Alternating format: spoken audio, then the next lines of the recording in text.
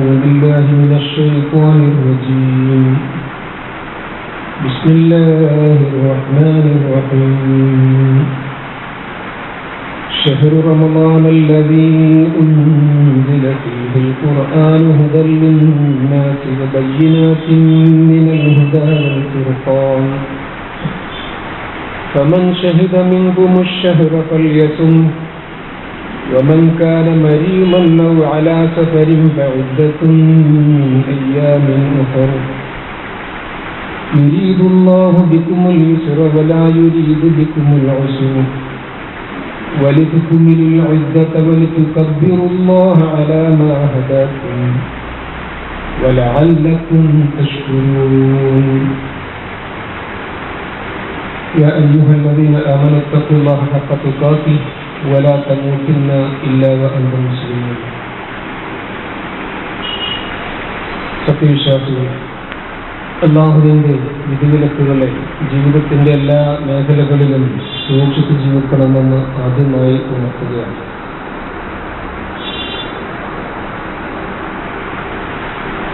നമുക്കറിയാവുന്നതുപോലെ റമളാൻ നാളെ തുടങ്ങുകയാണ്.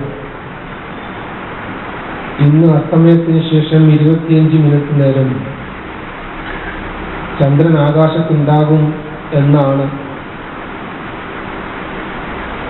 കൃത്യമായ കണക്കുകൾ പറയുന്നത്. അതുകൊണ്ട് തന്നെ നാളെ നോമ്പായിരിക്കും എന്ന് തന്നെയാണ് നമ്മൾ മനസ്സിലാക്കുന്നത്. ഇസ്ലാം എന്ന് പറയുന്നത് ഒരു ആശയം മാത്രമല്ല, ഒരുപാട് ആശയങ്ങളും പ്രത്യയശാസ്ത്രങ്ങളും ജീവിത പദ്ധതികളും ഒക്കെ ഉള്ളിടത്ത്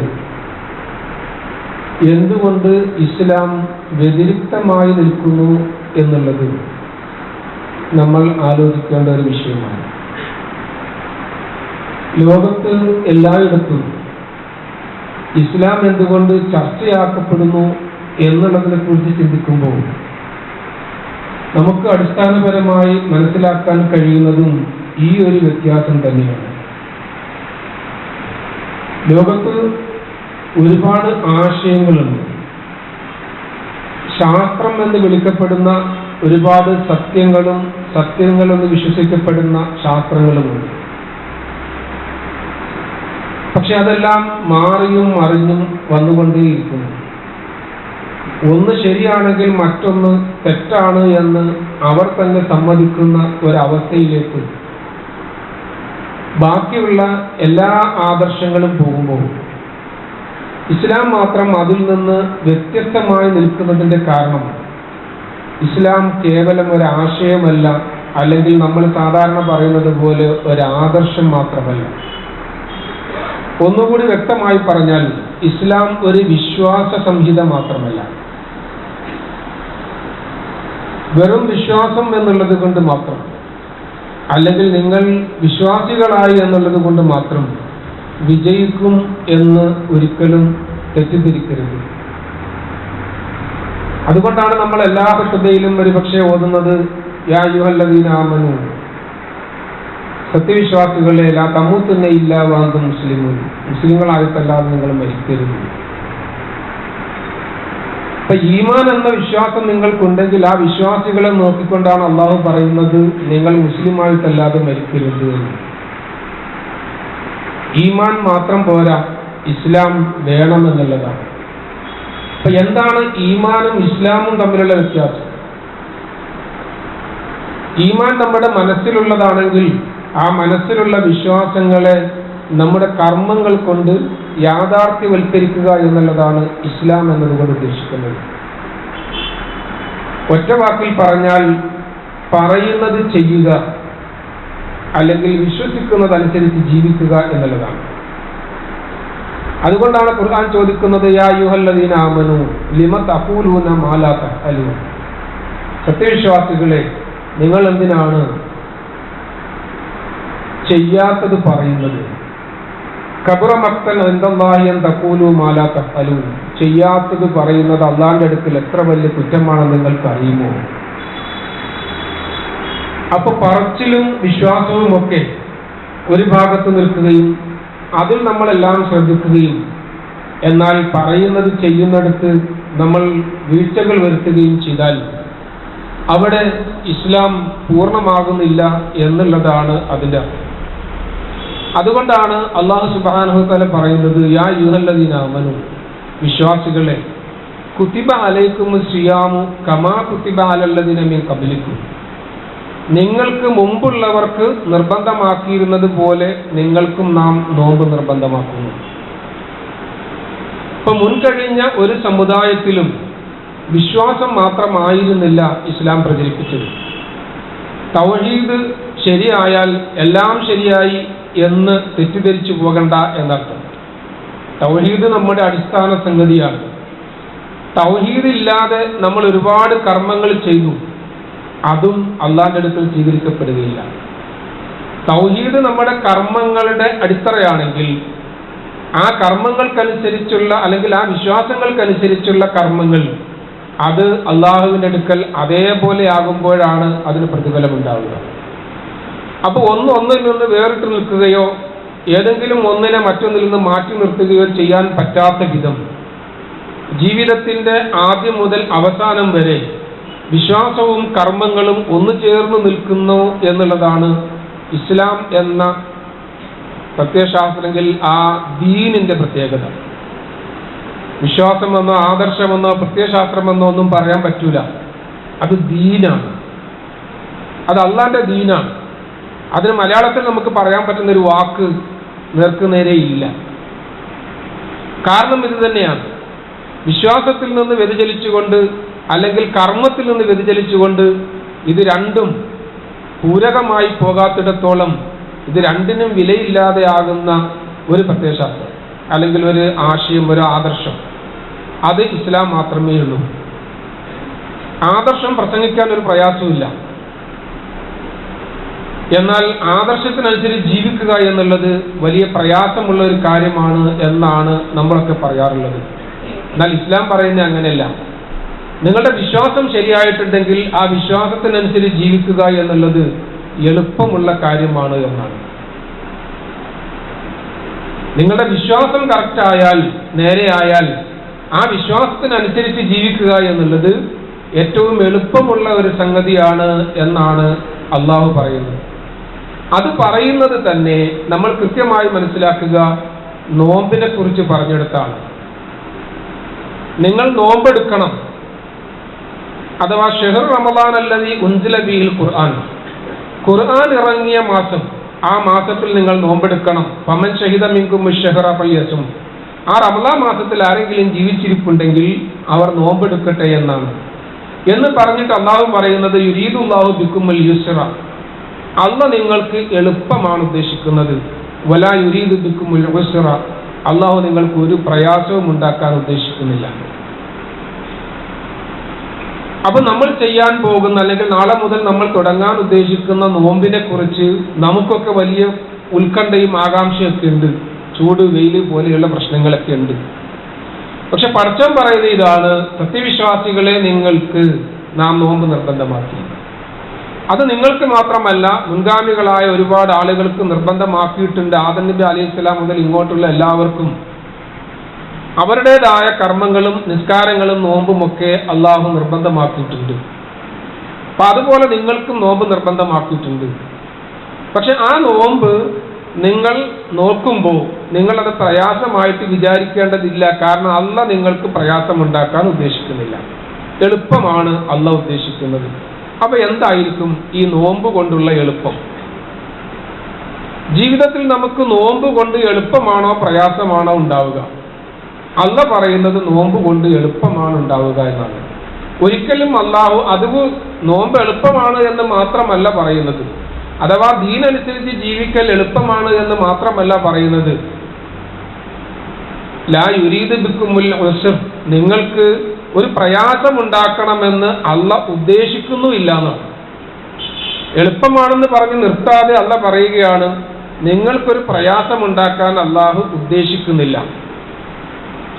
അപ്പൊ പടച്ചവന് നമ്മളോട് എത്രമാത്രം കാരുണ്യമുണ്ട് എന്ന് നമ്മൾ കൃത്യമായി മനസ്സിലാക്കണം. നമ്മൾ നേരത്തെ അത് ചർച്ച ചെയ്തതാണ്. എന്നാൽ നമ്മൾ ഒന്നുകൂടി ഉൾക്കൊള്ളുകയാണ്, ഈ പകൽ സമയം മുഴുവൻ നമ്മൾ ഭക്ഷണവും വെള്ളവും ഒക്കെ ഒഴിവാക്കിയിട്ട് നമ്മൾ നോമ്പെടുക്കുന്ന ഒരു കാലഘട്ടത്തിലേക്ക് കടക്കുമ്പോൾ പടച്ചോൻ പറയുകയാണ്, അള്ളാഹു നിങ്ങൾക്ക് എളുപ്പമാണ് ജീവിതത്തിൽ ഉണ്ടാക്കാൻ ആഗ്രഹിക്കുന്നത്, ബുദ്ധിമുട്ടല്ല. മാത്രമല്ല, ബുദ്ധിമുട്ടുണ്ടാക്കാൻ അള്ളാഹു ഉദ്ദേശിക്കുന്നേയില്ല. നിങ്ങളെ ബുദ്ധിമുട്ടിച്ചിട്ട് എനിക്ക് പ്രത്യേകിച്ചൊന്നും നേടാനില്ല എന്നുകൂടി പടച്ചോൻ പറയാണ്. അപ്പൊ ഈ നോമ്പ് കൊണ്ട് നമ്മുടെ ജീവിതത്തിൽ നമുക്കുണ്ടാകുന്നത് എളുപ്പമാണോ ദുരിതമാണോ? ഇത് നമ്മൾ തിരിച്ചറിയണം. നോമ്പിന്റെ ശരിയായ രീതികളെ കുറിച്ച് നമ്മൾ മനസ്സിലാക്കുമ്പോൾ, നോമ്പ് കൊണ്ട് നമ്മുടെ ജീവിതത്തിൽ ഉണ്ടാകുന്ന മാറ്റങ്ങളെ കുറിച്ച് നമ്മളൊന്ന് ചിന്തിക്കുമ്പോൾ, നോമ്പ് നമുക്ക് ഉപകാരമാണോ ഉപദ്രവമാണോ എന്ന് മനസ്സിലാക്കാൻ സാധിക്കും. നോമ്പ് എന്ന് പറയുന്ന ഒരു ചടങ്ങ് അള്ളാഹു നമ്മളോട് ചെയ്യാൻ പറയുന്നത് തന്നെ നിങ്ങൾക്ക് ഇതുവരെയും നാം ഹലാലാക്കിയിരുന്ന സകല സാധനങ്ങളും ഒഴിവാക്കാൻ പറഞ്ഞുകൊണ്ടാണ്. ഇന്നലെ വരെ നിങ്ങൾക്ക് കഴിക്കാമായിരുന്ന സാധനം, അതല്ലെങ്കിൽ സുബ്ഹ് ബാങ്ക് വിളിക്കുന്നത് വരെയും നിങ്ങൾക്ക് കഴിക്കാവുന്ന ഭക്ഷണം സുബ്ഹ് ബാങ്ക് മുതൽ മഗ്രിബ് ബാങ്ക് വരെ ഒഴിവാക്കാൻ പടച്ചോൻ പറയുന്നു. അങ്ങനെ പടച്ചോൻ പറയുമ്പോൾ അള്ള പറഞ്ഞതാണ്, അതുകൊണ്ട് ഞാനത് ഒഴിവാക്കുന്നു എന്ന വിശ്വാസത്തോടു കൂടി ഒരാൾ ചെയ്യുമ്പോൾ അവിടെ എന്നെ സൃഷ്ടിച്ച റബ്ബ്, എനിക്ക് ഭക്ഷണം തന്ന റബ്ബ്, എനിക്ക് പാനീയം തന്ന റബ്ബ് മാത്രമല്ല, ഈ ഭക്ഷണം കഴിക്കാൻ എനിക്ക് തൗഫീക്ക് തന്ന റബ്ബ്, ഈ ഭക്ഷണം എൻ്റെ മുന്നിൽ കൊണ്ട് എത്തിച്ച റബ്ബ്, എൻ്റെ പാത്രത്തിലേക്ക് ഈ ഭക്ഷണം എത്തുന്നതിന് മുമ്പ് ഈ ഭക്ഷണം എവിടേക്ക് ആയിരുന്നോ എന്തായിരുന്നു എന്ന് എനിക്കറിയില്ലെങ്കിലും ഞാനറിയാതെ എൻ്റെ മുന്നിലേക്ക് എത്തിച്ച ഈ ഭക്ഷണം അത് തൽക്കാലത്തേക്ക് കഴിക്കരുത് എന്ന് ആ എത്തിച്ച പടച്ചവും പറയുമ്പോൾ അത് കഴിക്കാതിരിക്കാൻ എനിക്കൊരു പ്രയാസമില്ല. കാരണം എന്തേ, ഇത് തന്നിട്ട് പറയാൻ, ഇത് ഞാൻ നിനക്ക് വൈകുന്നേരം തരാം, തൽക്കാലം അവിടെ ഇരിക്കട്ടെ, ഇത്രയേ പടച്ചവൻ പറയുന്നുള്ളൂ. ഇപ്പൊ നിന്റെ കയ്യിൽ നിനക്ക് തന്നിട്ടുള്ള ഈ ഭക്ഷണം നീ ഇപ്പോൾ അത് കഴിക്കേണ്ട, വൈകുന്നേരം വരെ നീ അവിടെ വെക്കുക, വൈകിട്ടെടുത്ത് കഴിച്ചോ എന്ന് പറയുമ്പോൾ നമുക്കതെന്തേ വലിയ പ്രയാസമായിട്ട് തോന്നുന്നുണ്ടോ? എന്നാൽ അപ്പുറത്ത് നിങ്ങൾക്കൊരുപാട് സമ്പത്തും സംവിധാനങ്ങളും ഒക്കെ പടച്ചോൻ തന്നിട്ട് പക്ഷെ നിങ്ങൾക്ക് ആ ഭക്ഷണം കഴിക്കാനോ അല്ലെങ്കിൽ ആ ഭക്ഷണത്തിന്റെ ക്രമമനുസരിച്ച് ജീവിക്കാനോ പറ്റാത്ത, ആരോഗ്യമില്ലാത്ത ഒരവസ്ഥയിലേക്ക് നിങ്ങളെ കൊണ്ടെത്തിക്കുകയാണ്. അത് നിങ്ങളുടെ കർമ്മങ്ങൾ കൊണ്ട് തന്നെ നിങ്ങൾ ചെന്നെത്തിയതാണ്. അങ്ങനെ നിങ്ങൾ നിങ്ങളെ തന്നെ രോഗി എന്ന് വിളിക്കുന്ന ഒരവസ്ഥയിലേക്ക് വരുന്നു. നിങ്ങൾ നിങ്ങളെ തന്നെ രോഗി എന്ന് വിളിക്കുന്ന ഒരവസ്ഥയിലേക്ക് നിങ്ങൾ എത്തിച്ചേരുമ്പോൾ നിങ്ങൾ പറയുകയാണ്, ഞാൻ രോഗിയാണ്, എനിക്ക് നോമ്പെടുക്കാൻ പറ്റുന്നില്ല. അപ്പോഴും അള്ളാഹു പറയുന്നത് നിങ്ങൾ നോമ്പെടുക്കണമെന്നാണ്. എങ്ങനെ? നിങ്ങൾ നോമ്പെടുക്കാൻ കഴിയാത്തവരാണെങ്കിൽ നിങ്ങൾ ഭക്ഷണം കൊടുത്ത് ഒരാളെ കൊണ്ട് നോമ്പെടുപ്പിക്കണം. അപ്പൊ നോമ്പെടുപ്പിക്കുക എന്ന് പറയുന്ന ഒരു സംഗതി, അത് നമ്മൾ വിചാരിക്കുന്നത് പോലെ പള്ളിയിൽ പൈസ കൊണ്ട് കൊടുത്തിട്ട് ആ ഉത്തരവാദിത്തത്തിൽ നിന്ന് ഒഴിവാകുന്ന ഒരവസ്ഥയെക്കുറിച്ചല്ല. മറിച്ച് അള്ളാഹു ഉദ്ദേശിക്കുന്നത് നിങ്ങളോടൊപ്പം ജീവിക്കുന്ന ഒരു മനുഷ്യനിൽ നോമ്പെടുക്കാൻ കഴിവുള്ള ഒരാളെ കണ്ടെത്തുകയും ആ മനുഷ്യന് സ്വന്തമായി നോമ്പെടുത്ത് ഭക്ഷണം കഴിക്കാൻ കഴിയാതിരിക്കുകയും ചെയ്യുന്ന ഒരാൾ, അതിനെയാണ് നമ്മൾ മിസ്കീൻ എന്ന് പറയാം. അഥവാ നിങ്ങൾക്ക് കിട്ടിയതുപോലെയുള്ള ഭക്ഷണം നിങ്ങളുടെ ഭക്ഷണത്തളികയിൽ എത്തിയിട്ടില്ലാത്തൊരു മനുഷ്യൻ, നിങ്ങൾക്ക് നിങ്ങളുടെ ഭക്ഷണത്തളികയിൽ എത്തിയതുപോലെ ഭക്ഷണം അവരുടെ ഭക്ഷണത്തളികയിൽ എത്തിയിട്ടില്ലാത്ത ഒരു മനുഷ്യൻ, അങ്ങനെ ഒരു മനുഷ്യന് ഭക്ഷണം കൊടുത്തിട്ട് അവൻ ആ ഭക്ഷണം കഴിക്കുന്നത്, ആർത്തിയോടെ ഭക്ഷണം കഴിക്കുന്നത്, എന്നിട്ട് അവൻ നോമ്പെടുക്കുന്നത്, വൈകുന്നേരം നോമ്പ് തുറക്കുന്നത്, അപ്പോൾ അവന്റെ മുന്നിലുള്ള സന്തോഷം, ഇതൊക്കെ കണ്ടുകൊണ്ട് നിങ്ങൾ അവന് ഭക്ഷണം കൊടുത്ത് നോമ്പ് തുറപ്പിക്കാനാണ് പറഞ്ഞത്. അപ്പോഴെന്താ നമ്മുടെ മനസ്സിലുണ്ടാകുന്നത്? പടച്ചോനെ, എനിക്കും ഇതുപോലെ നോമ്പെടുക്കാൻ കഴിയുമായിരുന്നു നേരത്തെ. അപ്പോഴും എനിക്ക് കിട്ടേണ്ടിയിരുന്ന ഭക്ഷണം, അല്ലെങ്കിൽ എനിക്ക് പടച്ചോൻ തന്ന ഭക്ഷണം ഞാൻ അമിതമായി ഉപയോഗിച്ചത് കൊണ്ടോ അല്ലെങ്കിൽ ക്രമമല്ലാതെ ഉപയോഗിച്ചത് കൊണ്ടോ ആണല്ലോ ഞാനിപ്പോൾ രോഗിയായി തീർന്നത്. നമുക്ക് കിട്ടിയ ഭക്ഷണം നമ്മൾ ക്രമമില്ലാതെ ഉപയോഗിച്ചത് കൊണ്ടോ അല്ലെങ്കിൽ അളവില്ലാതെ ഉപയോഗിച്ചത് കൊണ്ടോ ഒക്കെയാണ് നമ്മൾ രോഗിയായി തീരുന്നത്. അക്കാര്യത്തിൽ നമുക്ക് ആർക്കും തർക്കമില്ല. ഒന്നുകിൽ നമ്മളത് ഹലാലായ ഭക്ഷണം എന്നല്ല ഖുർആൻ പറഞ്ഞത്, ത്വയ്യിബായ ഭക്ഷണം എന്ന് പറഞ്ഞു. കുലൂ മിന ത്വയ്യിബാത്തി മാ റസഖ്നാക്കും, നിങ്ങൾക്ക് ഒരുപാട് ഞാൻ തന്നിട്ടുണ്ട്, തന്നിട്ടുള്ളതിൽ നല്ലത് മാത്രം കഴിക്കണം. ഖുർആൻ എവിടെയും നിങ്ങൾ അല്ലെങ്കിൽ പടച്ചോൻ നിങ്ങളോട് ഒന്നും പറയാതിരുന്നിട്ടില്ല, ഒന്നും ചെയ്യാതിരുന്നിട്ടില്ല. പക്ഷെ എല്ലായിടും വീഴ്ചകൾ നിങ്ങളുടേതാണ്. ഖുർആൻ പറയുന്നത് കൃത്യമാണ്. നിങ്ങളോടെല്ലാം വലിച്ചു വാരി തിന്നാൻ പറഞ്ഞിട്ടില്ല. നിങ്ങൾക്ക് ഹലാലാക്കി അള്ളാഹു തന്ന ഒരുപാട് സാധനങ്ങൾ ഇവിടെ ഉണ്ട്, ആ ഭക്ഷണങ്ങളെല്ലാം കഴിക്കാൻ പറഞ്ഞിട്ടില്ല. പിന്നെയോ കുലു മിൻ ത്വയ്യിബാത്തി മാ റസഖ്നാക്കും, നിങ്ങൾക്ക് ഞാൻ തന്നതിൽ നല്ലത് ഏതാണെന്ന് നോക്കിയിട്ട് അത് കഴിക്കുക. ഏതാ ഈ നല്ലത്? അത് എനിക്ക് നല്ലതായിട്ട് തോന്നുന്നത് ചിലപ്പോൾ നിങ്ങൾക്ക് നല്ലതായി തോന്നണമെന്നില്ല. ഈ നല്ലത് എന്ന് പറയുന്നത് എനിക്ക് നല്ലതല്ല, അല്ലെങ്കിൽ എനിക്ക് മാത്രം നല്ലതായിട്ട് തോന്നുന്നതല്ല. നമ്മൾ കർമ്മങ്ങൾ ചെയ്യുമ്പോൾ എനിക്ക് നല്ലതായിട്ട് തോന്നുന്ന കർമ്മം ചെയ്താൽ അതിന് വിദഗ്ധ നമ്മൾ പറയാം. അല്ല പറഞ്ഞതും അള്ളാന്റെ റസൂല് പറയുന്നതും അനുസരിച്ചുള്ള കർമ്മങ്ങൾ ചെയ്യുമ്പോഴാണത് യഥാർത്ഥ കർമ്മമാവുക. അതുപോലെ ഭക്ഷണത്തിന്റെ കാര്യത്തിൽ ആരാണ് ആ ഭക്ഷണം നല്ലത് എന്ന് പറയേണ്ടത്? ഒരുപക്ഷെ ഞാനും നിങ്ങളും അല്ല. പിന്നെയോ നമ്മളുടെ ആരോഗ്യസ്ഥിതിയെക്കുറിച്ച് അറിയുന്ന ആളുകൾ, അതിനെ നമുക്ക് ഡോക്ടർ എന്ന് വിളിക്കാം. അല്ലെങ്കിൽ നമ്മുടെ സാമൂഹികമായ പശ്ചാത്തലങ്ങളിൽ നമ്മുടെ ആരോഗ്യ പ്രശ്നങ്ങളെ കൈകാര്യം ചെയ്യുകയും നിങ്ങൾക്ക് പൊതുവായി ഏറ്റവും നല്ല ഭക്ഷണം ഏതാണ്, മോശമായ ഭക്ഷണം ഏതാണ് എന്നൊക്കെ ഗവേഷണം ചെയ്ത് അതിനെക്കുറിച്ച് അറിവ് നേടിയ ആളുകൾ പറയുന്ന കാര്യങ്ങളെ നമുക്ക് സ്വീകരിക്കാം. വിവരമുള്ള ആളുകൾ, യൂട്യൂബിനെ കുറിച്ചല്ല പറഞ്ഞത്, വിവരമുള്ള ആളുകൾ പറയുന്ന ഇന്നതേ കഴിക്കാവൂ അല്ലെങ്കിൽ ഇന്നതാണ് നല്ലത് എന്ന് പറയുമ്പോൾ ആ നല്ലത് മാത്രം കഴിക്കാനാണ് പടച്ചോൻ പറഞ്ഞത്. പക്ഷെ നമ്മളിപ്പോൾ നല്ലത് തരാൻ സമയമില്ലാത്തത് കൊണ്ട് കിട്ടുന്നതൊക്കെ നമ്മൾ കഴിച്ചുകൊണ്ടിരിക്കുക. അങ്ങനെ കഴിച്ചിട്ട് രോഗിയായ ഞാൻ, അപ്പൊ ആരുടേതാണ് തെറ്റ്? ഞാൻ ഇന്ന് നോമ്പെടുക്കാൻ കഴിയാതെ വന്ന ഒരു സാഹചര്യത്തിൽ പടച്ചവനോട് പ്രാർത്ഥിക്കുകയാണ്, പടച്ചവനെ എനിക്ക് നോമ്പെടുക്കാൻ പറ്റുന്നില്ല, പകരം ഞാൻ ഒരാളെ കൊണ്ട് നോമ്പെടുപ്പിക്കുകയാണ്.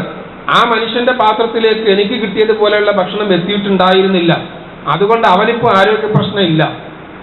അവനിപ്പോൾ ഞാൻ കൊടുക്കുന്ന ഭക്ഷണം ആർത്തിയോട് കഴിച്ചിട്ട് പടച്ചവനെ ഞാൻ നോമ്പെടുക്കുന്നുണ്ട്. അവൻ കഴിക്കുന്ന ഭക്ഷണം ഞാൻ കൊടുത്ത ഭക്ഷണം ആയതുകൊണ്ട്, അവനെ കൊണ്ട് നോമ്പെടുപ്പിക്കുന്നത് ഞാനായതുകൊണ്ട് പടച്ചവനെ അവന് കൊടുത്ത പ്രതിഫലം എനിക്ക് നീ തരണേ എന്ന് നമ്മൾ പ്രാർത്ഥിക്കുകയാണ്. അപ്പൊ നമ്മളും അവിടെ മാനസികമായി നോമ്പെടുക്കുകയാണ് ആ മനുഷ്യനോടൊപ്പം. അങ്ങനെ നമ്മിൽ നിന്നും നോമ്പിനെ ഒഴിവാക്കുക എന്നുള്ളതല്ല, അല്ലെങ്കിൽ ഒരാൾക്ക് നമ്മൾ ഒരു ദിവസത്തെ ഭക്ഷണത്തിന് നമ്മൾ നിശ്ചയിക്കുന്ന പൈസ കൊടുത്തിട്ട് അതിൽ നിന്ന് ഒഴിവാകുക എന്നുള്ളതല്ല ഇസ്ലാം അവിടെ ഉദ്ദേശിക്കുന്ന സംഗതി. ഇനി അതിനെക്കുറിച്ച് തന്നെ നമുക്ക് അഭിപ്രായ വ്യത്യാസങ്ങൾ ഒരുപാടുണ്ട്. കാരണം ആദ്യം പറഞ്ഞ ആയത്ത് ആദ്യം ഇറങ്ങിയതും പിന്നീട് ഞാൻ ഓതി വെച്ച ആയത്ത് രണ്ടാമത് ഇറങ്ങിയതുമാണ്. കുത്തിബ അലൈക്കും സിയാമു കമാ കുത്തിബ അലൽ ലദീന മിൻ ഖബ്ലിക്കും ലഅല്ലക്കും തത്തഖൂൻ എന്ന് പറഞ്ഞ ആയത്തിനനുസരിച്ച് അന്ന് നിലവിലുണ്ടായിരുന്ന മുൻ സമുദായങ്ങളുടെ നോമ്പ് മാസത്തിൽ 3 നോമ്പായിരുന്നു. ആ നോമ്പ് നിങ്ങളും എടുക്കണമെന്നാണ് അള്ളാഹു പറഞ്ഞത് എന്നാണ്. അങ്ങനെ മാസത്തിൽ 3 നോമ്പ് വീതം എടുത്തിരുന്ന ഒരു സമൂഹത്തോട് അവരോടാണ് പറഞ്ഞത് അലല്ലദീന യുതീഖൂനഹു ഫിദിയത്തുൻ തആമു മിസ്കീൻ, നിങ്ങളിൽ ഇഷ്ടമുള്ളവർക്ക് നോമ്പെടുക്കാം, ഇഷ്ടമില്ലാത്തവർക്ക് നോമ്പ് ഒഴിവാക്കുകയും ചെയ്യാം. പക്ഷെ നോമ്പ് ഒഴിവാക്കുന്ന ആളുകൾ ഒരു നേരത്തെ ഭക്ഷണം കൊടുത്തിട്ട് മിസ്കീന് ഭക്ഷണം കൊടുത്ത് നോമ്പെടുപ്പിക്കണം, അല്ലെങ്കിൽ നോമ്പ് തുറപ്പിക്കണം. എന്തേ അന്ന് അള്ളാഹു അങ്ങനെ ഒരു നിയമം കൂടി വെച്ചത്? കാരണം അന്ന് ഏറ്റവും കൂടുതൽ ആവശ്യമായിട്ടുണ്ടായിരുന്നു, പട്ടിണിയുടെ കാലമായതുകൊണ്ട് മിസ്കീന് ഭക്ഷണം കൊടുക്കൽ അനിവാര്യമായിരുന്ന കാലഘട്ടമായിരുന്നു അത്. മാത്രമല്ല അടിമകൾ ഉണ്ടായിരുന്നത് കൊണ്ട് അടിമകളെ മോചിപ്പിക്കൽ കഫാറത്തായിട്ട് അള്ളാഹു വെച്ചു. അതുപോലെ പാവങ്ങൾ ധാരാളം ഉണ്ടായിരുന്ന ഒരു സമൂഹമായിരുന്നത് കൊണ്ട് പാവങ്ങൾക്ക് ഭക്ഷണം കൊടുക്കുന്നതിന് പ്രാധാന്യം കൽപ്പിച്ചുകൊണ്ട് എല്ലാ കർമ്മങ്ങളുടെയും പ്രായശ്ചിത്തമായിട്ട് അള്ളാഹു പാവങ്ങൾക്ക് ഭക്ഷണം കൊടുക്കുന്നതിന് നിയമമാക്കി വെച്ചു. അങ്ങനെയാണ് ഈ നിയമവും ഉണ്ടായത്. പക്ഷെ ഇന്ന് നമ്മുടെ പണ്ഡിതന്മാർ അവിടെ അലല്ലദീന യുതീഖൂനഹു എന്നുള്ളിടത്ത് അവിടെ ലാ ഒഴിവാക്കിയിട്ട് ലാ യുതീഖൂനഹു എന്നുള്ളതാണ് എന്ന് വിശദീകരിച്ചുകൊണ്ടാണ് അത്തരം ഒരു വിശദീകരണത്തിലേക്ക് പോകുന്നത്. കഴിവില്ലാത്ത ആളുകൾ ഇങ്ങനെ ചെയ്താൽ മതി എന്ന വ്യാഖ്യാനത്തിലേക്ക് പോകുന്നത്. പക്ഷെ അവിടെയും അള്ളാഹു പറഞ്ഞു വെക്കുന്നത് വഅൻ തസൂമു ഖൈറുൽ ലക്കും, നോമ്പെടുക്കലാണ് നിങ്ങൾക്ക് നല്ലത് എന്നാണ്. നോമ്പെടുക്കലാണ് നിങ്ങൾക്ക് നല്ലത് എന്നാണ്. പക്ഷെ ഇത് നമ്മൾ പറയുമ്പോൾ ഞാൻ നേരത്തെ പറഞ്ഞ കാര്യം നിങ്ങൾ മനസ്സിലാക്കുക. അള്ളാഹ് പറഞ്ഞ അവസാനത്തെ വാക്ക് ഇതിലേക്കുള്ള സൂചനയാണ്. എന്ത്? ഇന്നല്ലാഹ യുരീദു ബിക്കുമുൽ യുസ്റ വലാ യുരീദു ബിക്കുമുൽ ഉസ്ർ. നിങ്ങൾക്ക് പ്രയാസം ഉണ്ടാക്കാൻ അള്ളാഹു ഉദ്ദേശിക്കുന്നില്ല, നിങ്ങൾക്ക് എളുപ്പമുണ്ടാക്കാനാണ് ഉദ്ദേശിക്കുന്നത്. അതുകൊണ്ട് തന്നെ നിങ്ങൾക്ക് പ്രയാസരഹിതമായി നോമ്പെടുക്കാൻ സാധിക്കുമെങ്കിൽ മാത്രം നിങ്ങൾ നോമ്പെടുത്താൽ മതി. അല്ലെങ്കിൽ മുമ്പുണ്ടായിരുന്ന നിയമം ഇപ്പോഴും നിങ്ങൾക്ക് ബാധകമാണ്. നിങ്ങൾക്ക് നോമ്പെടുക്കാൻ സാധിക്കുന്നില്ലെങ്കിൽ ഒരു മിസ്കീന് ഭക്ഷണം കൊടുത്തിട്ട് നിങ്ങൾ നോമ്പ് തുറപ്പിക്കുക എന്നുള്ളതാണ്. ഇവിടെ നമ്മൾ ഈ കാര്യങ്ങൾ മനസ്സിലാക്കാൻ വേണ്ടി ഖുർആനിന്റെ ആയത്തിൽ ഒരു ലാ കടത്തിക്കൂട്ടേണ്ട ആവശ്യമില്ല. ലാ കടത്തിക്കൂട്ടിയിട്ട് ലാ യുത്തീഖൂനഹു എന്ന് വ്യാഖ്യാനിക്കേണ്ട ബാധ്യത അവിടെ ഇല്ല. കാരണം ഖുർആൻ പറയുന്നത് വളരെ കൃത്യമായിട്ടുള്ള കാര്യങ്ങളാണ്. ഇവിടെ നമ്മൾ മനസ്സിലാക്കേണ്ടത്, ഇസ്ലാം നമ്മളോടൊരു കാര്യം പറയുമ്പോഴും ഒരു നിയമം നടപ്പാക്കാൻ പറയുമ്പോഴും അള്ളാഹു നമ്മളെക്കുറിച്ച് മാത്രമാണ് ചിന്തിക്കുന്നത് എന്ന് മനസ്സിലാക്കുക. അഥവാ അള്ളാഹിനെ കുറിച്ച് ചിന്തിച്ചിട്ടല്ല, അല്ലെങ്കിൽ നിങ്ങളെല്ലാവരും എൻ്റെ കൽപ്പന അനുസരിക്കണം എന്ന് പറഞ്ഞുകൊണ്ടല്ല, മറിച്ച് അള്ളാഹു പറയുന്നത് നിങ്ങൾക്ക് വേണ്ടിയാണ് ഞാൻ ഈ നിയമങ്ങൾ ഉണ്ടാക്കിയിട്ടുള്ളത്. നിങ്ങൾക്ക് വേണ്ടിയാണ് ഞാൻ ഈ നിയമങ്ങൾ ഉണ്ടാക്കിയിട്ടുള്ളത്. എന്താണത്? വമൻകാന മരീളൻ വലാ സഫരിൻ ഫഇദ്ദത്തുൻ മിൻ അയ്യാമിൻ ഉഖർ. രോഗിയാണെങ്കിൽ, അതല്ല നിങ്ങളൊരു യാത്രയിലാണെങ്കിൽ നിങ്ങൾക്ക് മറ്റൊരിക്കൽ അത് പിടിച്ചു വീട്ടിയാൽ മതിയാവും. അന്ന് തന്നെ നിങ്ങൾ നോമ്പെടുക്കണമെന്നില്ല. പക്ഷെ നിങ്ങൾ നോമ്പ് എണ്ണം പൂർത്തിയാക്കിയേ മതിയാവുകയുള്ളൂ. എന്താ കാര്യം? വലിയ തുക്കുമിലുൽ ഇദ്ദ, എണ്ണം കറക്റ്റാകണം. എണ്ണം കറക്റ്റാകണം. ഇത് ഇസ്ലാമിന്റെ ഏറ്റവും പ്രധാനപ്പെട്ട ഒരു സംഗതിയാണ്. അതായത് ഖുർആൻ ഒരു കാര്യവും വെറുതെ പറയുന്നില്ല. ഇവിടെ നമ്മൾ നോമ്പിലൂടെ മനസ്സിലാക്കേണ്ട ഒരുപാട് കാര്യങ്ങളിൽ ഏറ്റവും പ്രധാനപ്പെട്ട കുറെ കാര്യങ്ങളുണ്ട്. ഇപ്പൊ നമ്മൾ സാധാരണ പറയാറുണ്ടല്ലോ, നിസ്കാരമാണ് നല്ലതാണ്, നിസ്കരിക്കൽ നല്ലല്ലേ എന്ന് ചോദിച്ചിട്ട് നമ്മൾ നിസ്കാരം അങ്ങോട്ട് എണ്ണം കൂട്ടുകയാണെങ്കിൽ 4 റക്അത്തുള്ള വെറും നിസ്കാരം 5 റക്അത്ത് ആക്കിയാൽ എന്താ കുഴപ്പം? നിസ്കാരം നല്ലതല്ലേ? നിസ്കാരം നല്ലതാണ്, പക്ഷെ എണ്ണം കൂട്ടാൻ പറ്റൂല. എന്തേ? അള്ള ഒരെണ്ണം പറഞ്ഞിട്ടുണ്ടെങ്കിൽ ആ എണ്ണത്തിൽ അവസാനിച്ചിരിക്കണം.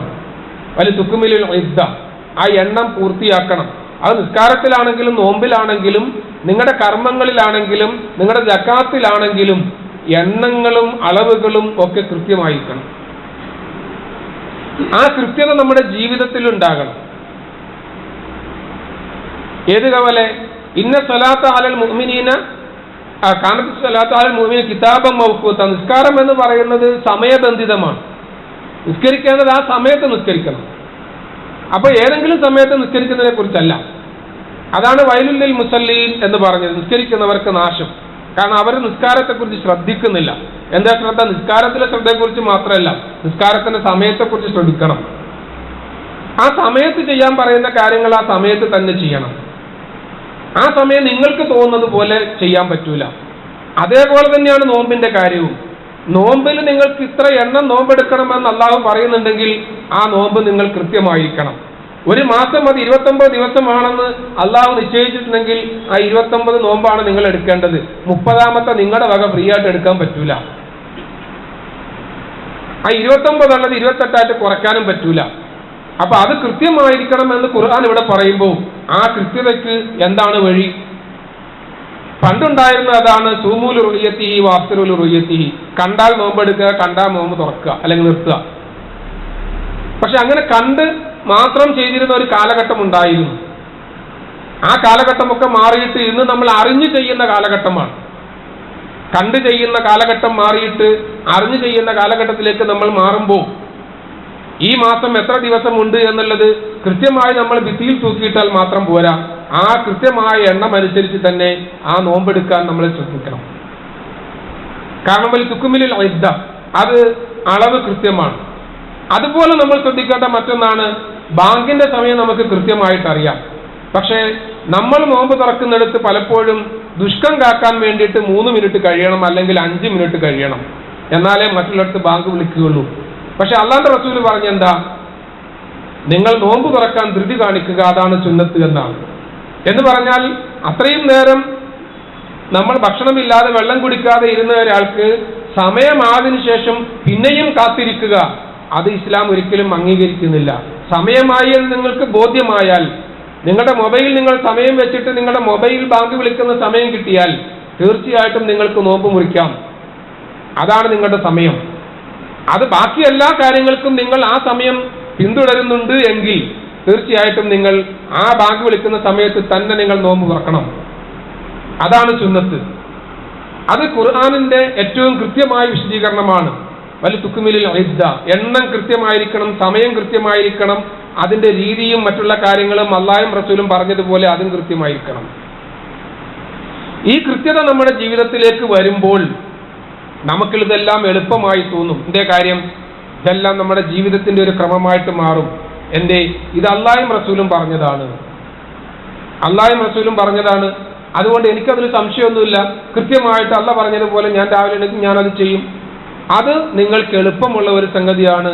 ജീവിതത്തിൽ അതിനെക്കുറിച്ചൊരു പ്രയാസവും നിങ്ങൾക്ക് വേണ്ട. കാരണം അല്ലാഹ് പറഞ്ഞത് ഖലഖൽ മൗത വൽ ഹയാത്ത ലിയബ്ലുവക്കും അയ്യുക്കും അഹ്സനു അമല. അല്ലാഹ് നിങ്ങളെ സൃഷ്ടിച്ചിരിക്കുന്നത്, നിങ്ങളുടെ ജീവിതവും മരണവും, ജീവിതം മുതൽ മരണം വരെ നിങ്ങളെ പടച്ചവൻ സൃഷ്ടിച്ചു വെച്ചിരിക്കുന്നത് നിങ്ങളിൽ ആരാ നല്ല കർമ്മങ്ങൾ ചെയ്യുന്നത് അറിയാൻ വേണ്ടി മാത്രമാണ്. അപ്പൊ നിങ്ങളെ നിരീക്ഷിക്കുന്ന ഒരാള് നിങ്ങൾ എന്തൊക്കെ ചെയ്യണം എന്ന് പറഞ്ഞു തന്നിട്ടുണ്ട്. ആ പറഞ്ഞതൊക്കെ ചെയ്യുന്നോ എന്ന് നിരീക്ഷിച്ചുകൊണ്ടിരിക്കുന്ന പടച്ചവൻ അത് നമ്മൾ നോക്കിക്കൊണ്ടിരിക്കുന്നുണ്ടെങ്കിൽ അത് അതേപോലെ ചെയ്യാൻ നമ്മൾ ശ്രമിക്കുക എന്നുള്ളത് ഒരു വലിയ ചർച്ചയുടെ കാര്യമൊന്നുമില്ല. അത് നമ്മൾ മനസ്സിലാക്കിയിട്ട് ചെയ്യുമ്പോൾ സ്വാഭാവികമായിട്ടും അത് എളുപ്പമുള്ള ഒരു കാര്യമായിട്ട് മാറും. അതാണ് അള്ളാഹു പറയുന്നത്, നിങ്ങൾക്ക് എളുപ്പമുണ്ടാക്കാനാണ് ഞാൻ ആഗ്രഹിക്കുന്നത്, പ്രയാസം ഉണ്ടാക്കാനല്ല. അള്ളാഹു കാര്യങ്ങൾ എളുപ്പത്തിൽ മനസ്സിലാക്കാനും എളുപ്പമുള്ള ജീവിതം നയിക്കാനും അള്ളാഹു നമുക്ക് എല്ലാവർക്കും തൗഫീഖ് നൽകട്ടെ. ഇവിടെ ഈ ആയത്തിൽ അള്ളാഹു മറ്റൊരു കാര്യം കൂടി പറയുന്നുണ്ട്. ഇത് പടച്ചവൻ നിങ്ങൾക്ക് ചെയ്തു തന്ന വലിയൊരു അനുഗ്രഹമാണ്. വലിതുകബ്ബിറുല്ലാഹ അലാ മാ ഹദാക്കും. ഈ നോമ്പെടുക്കാൻ അള്ളാഹു നിങ്ങളോട് പറഞ്ഞിട്ടുണ്ടെങ്കിൽ ആ പറഞ്ഞതനുസരിച്ച് നിങ്ങൾക്ക് ആ നോമ്പെടുക്കാനുള്ള മനസ്സും ആഫിയത്തും ആരോഗ്യവും ഒക്കെ നിങ്ങൾക്ക് കിട്ടിയിട്ടുണ്ടെങ്കിൽ അത് നിങ്ങളുടെ കഴിവല്ല എന്ന് തിരിച്ചറിയാൻ കൂടി നമ്മൾ ഉപയോഗിക്കണം. അതാണ് പടച്ചവൻ പറഞ്ഞത് വലിതുകബ്ബിറുല്ലാഹ അലാ മാ ഹദാക്കും. ഈ നോമ്പെടുക്കാനുള്ള ഹിദായത്ത്, അതിന് വേറെ വാക്കൊന്നും പറഞ്ഞിട്ട് കാര്യമില്ല, വിശദീകരിച്ചിട്ട് കാര്യമില്ല. ഈ നോമ്പെടുക്കാനുള്ള ഹിദായത്ത് അള്ളാഹു നിങ്ങൾക്ക് തന്നു. ആ തന്നതിന്റെ പേരിൽ അള്ളാഹുവിന് തക്ബീർ ചെല്ലാൻ വേണ്ടിയിട്ടുമാണ്, അവനെ പുകഴ്ത്താൻ, അവനെ വാഴ്ത്താൻ. അങ്ങനെ അള്ളാഹുവിനെ വാഴ്ത്താനും വലഅല്ലക്കും തഷ്കുറൂൻ, നിങ്ങൾ അല്പമെങ്കിലും നന്ദിയുള്ളവരാകുന്നതിനും വേണ്ടിയാണ് ഞാൻ ഇങ്ങനെ നിങ്ങളോട് നോമ്പെടുക്കാൻ പറഞ്ഞത്. ചുരുക്കത്തിലാണ്. അപ്പൊ നിങ്ങളോട് ഞാൻ നോമ്പെടുക്കാൻ പറയുന്നത് നിങ്ങൾക്ക് നന്മയുണ്ടാകാൻ വേണ്ടിയിട്ടാണ്. ആ നന്മയുണ്ടാകുന്നതിന്റെ രീതി എന്താണ്? നിങ്ങൾക്ക് തിരിച്ചറിവുണ്ടാവുക എന്നുള്ളതാണ്. ആ തിരിച്ചറിവ് എന്താണ്? ഞാൻ നേരത്തെ പറഞ്ഞതുപോലെ ഇതുവരെ അല്ലെങ്കിൽ ഈ വർഷം ആദ്യം മുതൽ അവസാനം വരെ പടച്ചവനെ ഞാൻ ജീവിച്ചതും ഇങ്ങോട്ടെത്തിയതും നീ തന്ന വായു, നീ തന്ന ഭക്ഷണം, നീ തന്ന പാനീയം, നീ തന്ന ആരോഗ്യം, നീ തന്ന ജീവിതം, ഇങ്ങനെ തുടങ്ങി അങ്ങോട്ട് എണ്ണിയാൽ നീ തന്നതല്ലാത്ത ഒന്നും എൻ്റെ കയ്യിലില്ല. അതെല്ലാം നീ ചെയ്തു തന്ന അനുഗ്രഹമാണ്. അതിൽ ചിലത് ചില സമയത്തേക്ക് ഒന്ന് മാറ്റിവെക്കാൻ നീ പറഞ്ഞപ്പോൾ ഞാൻ അതിതാ മാറ്റിവെക്കുന്നു. ചില കാര്യങ്ങൾ ചിലത് അധികമായി ചെയ്യാൻ പറയുമ്പോൾ അത് നമ്മൾ ചെയ്യുന്നു. ഇതൊന്നും അല്ലാതെ ഇതിനകത്ത് അധികമായിട്ട് ഞാനൊന്നും ചെയ്യുന്നില്ല എന്ന തിരിച്ചറിവുണ്ടാകുമ്പോൾ തീർച്ചയായിട്ടും ഇത് അള്ളാഹു എനിക്ക് തന്ന അനുഗ്രഹമാണ് എന്ന് തിരിച്ചറിയാൻ നമുക്ക് പ്രയാസമൊന്നുമില്ല. അപ്പൊ നോമ്പെടുക്കുക എന്നുള്ളത്, ഞാൻ സൂറത്ത് നജ്മിലേക്ക് തന്നെ മടങ്ങാനാണ് ആഗ്രഹിക്കുന്നത്. അവിടെ പറയുന്നില്ല ലാ തുസക്കു അൻഫുസക്കും, നിങ്ങൾ വലിയ ആളാവണ്ട എന്ന് പറയുന്നൊരു വർത്താനുണ്ട് അവിടെ. ഞാനങ്ങ് വലിയ തസ്കിയത്ത് നേടിയ ആളാണ് എന്നൊന്നും പറഞ്ഞിങ്ങോട്ട് വരണ്ടാന്ന് അവിടെ പറയുന്നുണ്ട് ഒരാഴ്ച. ലാ തുസക്കു അൻഫുസക്കും, നിങ്ങൾ വലിയ ആളാവണ്ട. ആരാടാ പറയുന്നത്? മക്കാ മുശ്രിക്കുകളോട് ചില കാര്യങ്ങൾ പറഞ്ഞപ്പോൾ പറഞ്ഞില്ല, നമുക്ക് പിന്നീട് വിശദീകരിക്കും. അപ്പൊ അതേപോലെ നമ്മൾ ഇവിടെ നമ്മളോടും നമ്മൾ പറയാം, നമ്മളൊക്കെ ഞാൻ നോമ്പെടുക്കണം, നിസ്കരിക്കണം, തറാവി നിസ്കരിക്കും, ഇതൊക്കെ വലിയ കാര്യമാണ്. അങ്ങനെ നമ്മൾ വലിയ വലിയ കാര്യങ്ങൾ ചെയ്യുന്നതായിട്ട് നമുക്ക് തോന്നുന്നുണ്ടെങ്കിൽ അത് അള്ളാഹ് ഒട്ടും അങ്ങനെ തോന്നൂല. എന്റെ കാര്യം ഇത് നിങ്ങൾക്ക് അള്ളാഹ് നൽകിയ ഹിദായത്താണ്. നമ്മൾ തന്നെ ആലോചിച്ച് നോക്ക്, നമുക്ക് പടച്ചവൻ തന്ന ഈ ഹിദായത്ത് കൊണ്ടാണല്ലോ നമ്മൾ ഇങ്ങനെ കാര്യങ്ങൾ മനസ്സിലാക്കിക്കൊണ്ടിരിക്കുന്നത്. ഓരോരുത്തർ ഈ റമളാൻ മാസത്തിൽ എന്തൊക്കെയാ ചെയ്യുന്നത്? ഇവിടെ ഈ ആയത്ത് തന്നെ തുടങ്ങുന്നത്, ഞാനത് മറ്റൊരു വിഷയമായതുകൊണ്ട് അങ്ങോട്ട് പോയില്ല എന്നുള്ളത്, ഷഹ്റു റമളാൻ അല്ലദീ ഉൻസില ഫീഹിൽ ഖുർആൻ, ഖുർആൻ ഇറങ്ങിയ മാസം ആയതുകൊണ്ടാണ് നിങ്ങളോട് നോമ്പെടുക്കാൻ പറയുന്നത്. എന്താണ്? അത് നമ്മുടെ ഒരു ആഘോഷമാണ്. നിങ്ങൾക്കൊരു ആഘോഷ ദിനമാക്കി മാറ്റിയിരിക്കുകയാണ് അള്ളാഹു ഈ റമദാൻ മാസത്തെ. ഈ ഒരു മാസം നിങ്ങൾ ആഘോഷിക്കണം. എങ്ങനെ ആഘോഷിക്കേണ്ടത്? ഖുർആൻ ഇറങ്ങിയ മാസം നമ്മൾ എങ്ങനെ ആഘോഷിക്കേണ്ടത്? ഖുർആൻ ഓതിക്കൊണ്ട് തന്നെ. ഖുർആൻ ഇറങ്ങിയ മാസത്തെ നിങ്ങൾ ആഘോഷിക്കണം എന്ന് പറയുമ്പോൾ നമ്മൾ ഏറ്റവും കൂടുതൽ മുറുക്കി പിടിക്കേണ്ടത് എന്താ? ഇപ്പോൾ ഒരാളുടെ ചരമ ദിനം അല്ലെങ്കിൽ ജനന ദിവസം ആഘോഷിക്കാന്ന് പറയുമ്പോൾ നമ്മൾ എന്താ ചെയ്യല്? ആ മനുഷ്യനെ കുറിച്ച് പോലീസ് പറഞ്ഞു നടക്കലല്ലേ? അല്ലെങ്കിൽ അയാൾ പറഞ്ഞ കാര്യങ്ങൾ ചെയ്യാൻ ശ്രമിക്കലല്ലേ? അയാളുടെ ആദർശങ്ങൾ പ്രചരിപ്പിക്കലല്ലേ ആണ്. അപ്പൊ റമദാൻ നിങ്ങൾ ആഘോഷിക്കണമെന്ന് പറഞ്ഞാൽ എന്താ ആകെയുള്ള പണി? ഖുർആൻ പാരായണം ചെയ്യാം. ഖുർആൻ നിങ്ങൾ പാരായണം ചെയ്തുകൊണ്ട് റമദാൻ ആഘോഷിക്കണം. പക്ഷെ നമ്മളെന്താ പാരായണം ചെയ്യുന്നത്? നമ്മുടെ സമീപത്തുള്ള പള്ളികളിൽ എന്താ പാരായണം ചെയ്യുന്നത്? ഇതിനേക്കാൾ വലിയൊരു ഹിദായത്ത് പടച്ചവൻ നമുക്ക് തരാനുണ്ടോ? ഇതിനേക്കാൾ വലിയൊരു ഹിദായത്ത് നമുക്ക് തരാനില്ല. കാരണം ഇന്നല്ലെങ്കിൽ കുറച്ച് നാളുകൾക്ക് മുമ്പ് വരെ നമ്മൾ അതിന്റെ ആളുകളായിരുന്നു. എന്റെ പള്ളിയിൽ ഞാനായിരുന്നു മൗലൂദ് ഓതിയിരുന്നത്. തഴവ പള്ളിയിൽ ചോദിച്ചാൽ അറിയാം.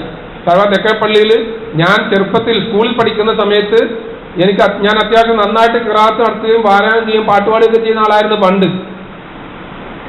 ആ ഒരു ഇതുണ്ടായിരുന്നത് കൊണ്ട് അവിടെ മൗലൂദ് ഓതാൻ ഉസ്താദ് ഏൽപ്പിക്കുന്നത് എന്നെയായിരുന്നു. ഞാനാണ് മൗലൂദ് ഓതൽ. ഉസ്താദ് ദ്വാരക്കാൻ വേണ്ടി മാത്രമേ വരലുണ്ടായിരുന്നുള്ളൂ.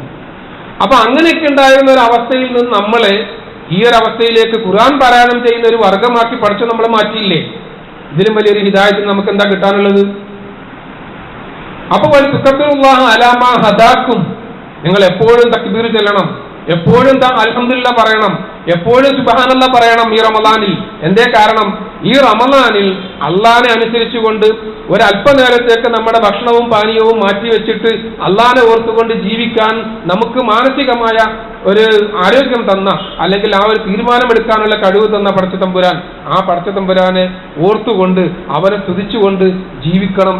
അത് അള്ളാഹ് നമുക്ക് തന്ന ഹിദായത്താണ്. ആ ഹിദായത്തിന് നന്ദി പറഞ്ഞുകൊണ്ട് ലഅല്ലക്കും തഷ്കുറൂൻ, നിങ്ങൾ അള്ളാഹുവിന് നന്ദിയുള്ളവരായി തീരുക. ഇത് നമ്മൾ അള്ളാഹ്ക്ക് വേണ്ടി എന്തോ കാര്യം ചെയ്യുന്നതല്ല, മറിച്ച് അള്ളാഹ് നിങ്ങൾക്ക് ചെയ്തു തന്ന അനുഗ്രഹങ്ങൾക്ക് നിങ്ങൾ നന്ദി ചെയ്യാൻ വേണ്ടിയിട്ട് നിങ്ങളൊരു 30 ദിവസം അല്ലെങ്കിൽ 29 ദിവസം നോമ്പെടുക്കണം. ഈ നോമ്പ് കൊണ്ട് ആർക്കാ ഗുണം? നമ്മൾ നേരത്തെ പറഞ്ഞത് തന്നെയാണ്.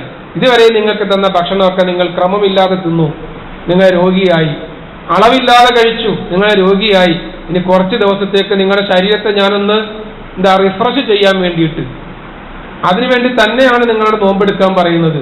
നിങ്ങൾ നന്നാവൂല എന്ന് എനിക്കറിയാം, പക്ഷെ നിങ്ങൾ നന്നാവൂന്ന് ഞാനൊന്ന് നോക്കട്ടെ എന്ന് പറഞ്ഞിട്ടാണ് പടച്ചവൻ പറഞ്ഞ് നിങ്ങൾ നോമ്പെടുക്കാൻ. നിങ്ങളോട് ഇന്നലെ തിന്നാവോ അല്ലേ തിന്നരുതെന്ന് പറഞ്ഞാൽ നിങ്ങൾ ചിലപ്പോഴും കേൾക്കില്ല. ഒക്കെ ഹലാലല്ലേ എന്ന് പറഞ്ഞ് നമ്മളിങ്ങനെ തിന്നുകൊണ്ടേയിരിക്കും. പക്ഷെ അങ്ങനെ തിന്നുന്നത് നിങ്ങളോട് പടച്ചവൻ പറയാണ്, ഇനി ഞാനൊന്ന് നോക്കട്ടെ. ഏതായാലും നിങ്ങൾ 30 ദിവസം ഇങ്ങനെ ഒന്ന് ചെയ്ത് നോക്ക്. നമ്മൾ സാധാരണ ഡോക്ടർമാർ പറയൂലേ, നിങ്ങൾ ഏതായാലും ഇങ്ങനെ ഒന്ന് ചെയ്ത് നോക്ക്, നമുക്ക് മാറ്റം വല്ലതും ഉണ്ടാവുമെന്ന് അറിയാലോ എന്ന് പറയുന്നത് പോലെ പടച്ചവൻ പറഞ്ഞാണ് 30 ദിവസത്തേക്ക് പകൽ നിങ്ങളൊന്ന് പട്ടിണി കിടക്ക്, നമുക്ക് എന്തെങ്കിലും ചെയ്യാൻ പറ്റുമെന്ന് നോക്കാം. ആർക്ക്? നിങ്ങളുടെ ശരീരത്തിൽ നിങ്ങളുടെ ആരോഗ്യം വീണ്ടെടുക്കാൻ എന്തെങ്കിലും ചെയ്യാൻ പറ്റുമോ നമുക്ക് നോക്കാന്ന് പടച്ചവൻ പറയാണ്.